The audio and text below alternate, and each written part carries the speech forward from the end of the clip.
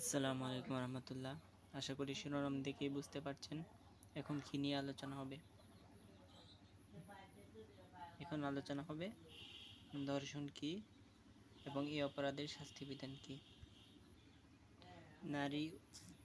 নারী ও শিশু নির্যাতন দমন আইন 2000 অনুযায়ী ধর্ষণের শাস্তি ও আইনি প্রক্রিয়া নিয়ে আলোচনা করা হলো নিচে। ধর্ষণ কি? যদি কোনো পুরুষ বিবাহ বন্ধন ছাড়া বা সম্মতি ব্যতিরেকে অর্থাৎ জোরপূর্বক বা প্রতারণামূলকভাবে সম্মতি আদায় করে যৌন সঙ্গম করে, তাই হচ্ছে ধর্ষণ। বয়স 16 বছরের অধিক বা কম। ধারা 9 এর উপধারা 1 অনুসারে শাস্তি হচ্ছে মৃত্যুদণ্ড, যাবজ্জীবন সশ্রম কারাদণ্ড এবং অর্থদণ্ড।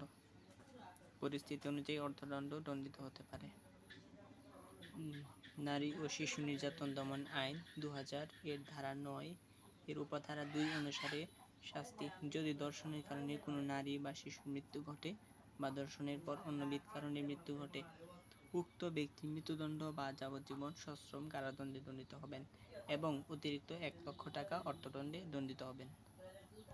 অর্থাৎ শুধুমাত্র মৃত্যুর ক্ষেত্রে যাবজ্জীবন সশ্রম কারাদণ্ড, মৃত্যুদণ্ড এবং পাশাপাশি 1 লক্ষ টাকা জরিমানা অর্থদণ্ড দিতে হবে।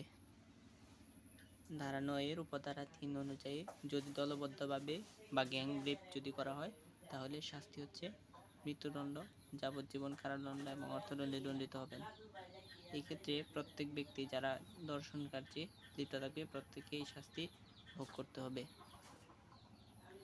ধারা 9 এর উপধারা 4 অনুযায়ী 4 এর ক তে বলা হয়েছে, ধর্ষণ করে মৃত্যু বা আহত করার চেষ্টা করলে শাস্তি হচ্ছে মৃত্যুদণ্ড বা যাবজ্জীবন সশ্রম কারাদণ্ড এবং অতিরিক্ত অর্থদণ্ডেও দণ্ডিত হবেন। 4 এর খ অনুসারে ধর্ষণের চেষ্টা করলে অনধিক 10 বছর কারাদণ্ড এবং অন্যান্য 5 বছর কারাদণ্ড এবং অতিরিক্ত অর্থদণ্ডেও দণ্ডিত হবেন।